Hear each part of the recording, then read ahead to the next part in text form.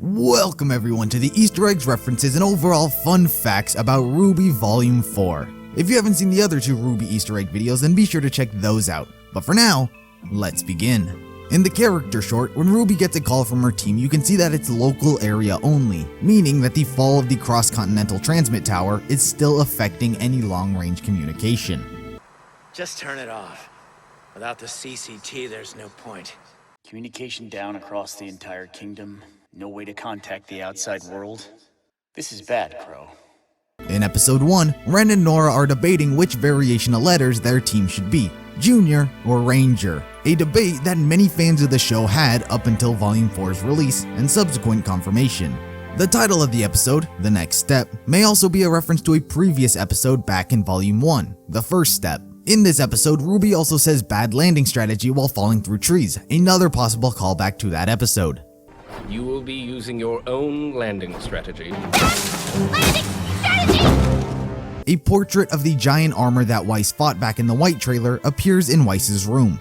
Tyrion is voiced by Josh Greeley, who has also voiced many characters such as Armin from Attack on Titan and Yuri Katsuki from Yuri on Ice.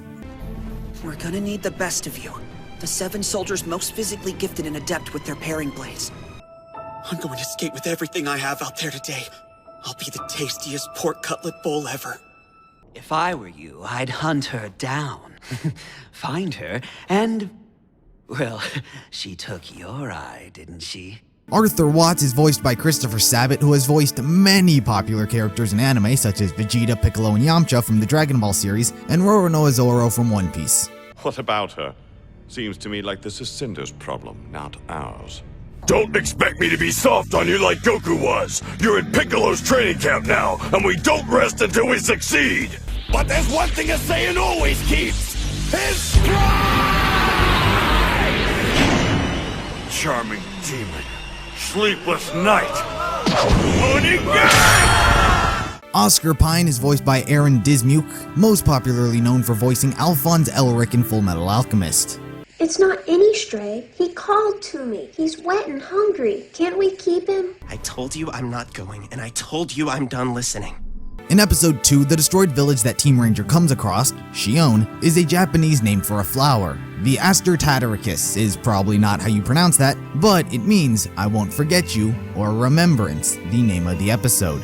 Klein is based off the 7 dwarves, which is why his personality seems to change so often. Klein is also voiced by J. Michael Tatum, who has done a plethora of voices like Scar from Full Metal Alchemist, Enaru from One Piece, and yet another popular butler, Sebastian from Black Butler.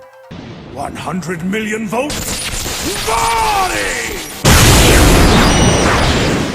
So you're Zoph J. Kimley, are you? Known as the Crimson Alchemist. Tell me, do you remember my face? It's no use, my dear. I'm so sorry. Pursuing a man like that is a waste of time for a lady like you. I always find he keeps his study dreadfully cold.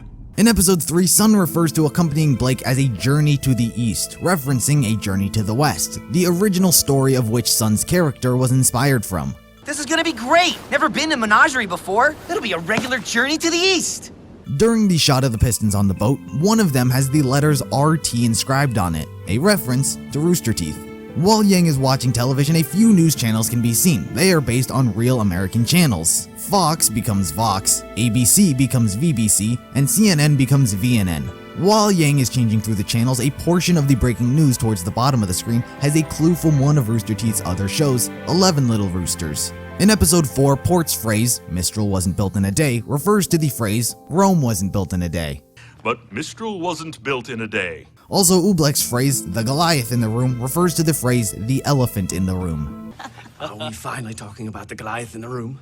In episode 5, Blake's father, Gira, is voiced by Kent Williams, who has also voiced characters like Supreme Kai in Dragon Ball Z. Well, your reputation as a great fighter precedes you. I was actually hoping for a chance to fight you during the tournament.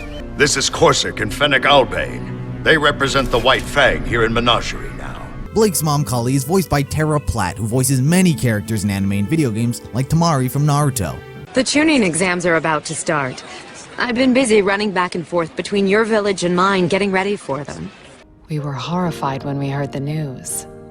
The Kingdom of Vale wasn't perfect, but it certainly didn't deserve what happened.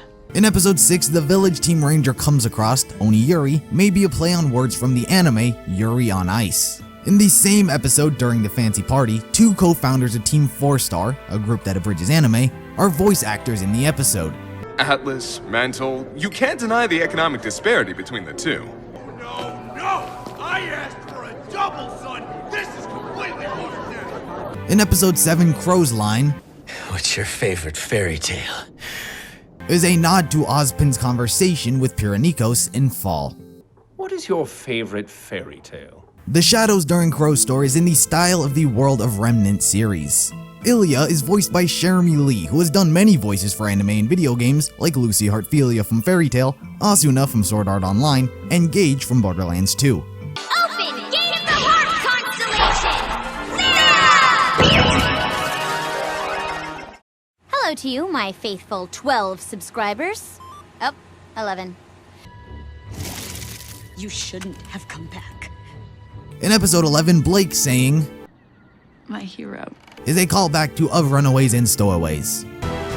My hero? You're not supposed to be here. This is the part where you say it. After the end credits, Crow and Oscar finally meet face to face, to which Crow calls Oscar a pipsqueak. Crow, who is voiced by Vic Mignogna, voiced Edward Elric in Fullmetal Alchemist. Oscar, who was voiced by Josh Greeley, voiced Alphonse Elric, his brother. In Fullmetal Alchemist, Alphonse was much bigger than Edward, and Edward hated being called short. But now in RWBY, the actors are reunited and the heights have been reversed, making a mini reunion. Nobody calls me a pipsqueak and gets away with it! Lucky I've got a small body.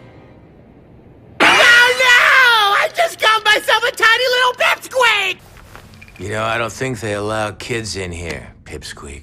So there you have it, those were the Easter eggs references and overall fun facts about RWBY Volume 4. As far as I'm aware, there was no RWBY Rex. But if I missed anything, be sure to let me know down in the comments. Like the video if you liked it, subscribe if you're interested in more videos like this, and I'll see you in the next video.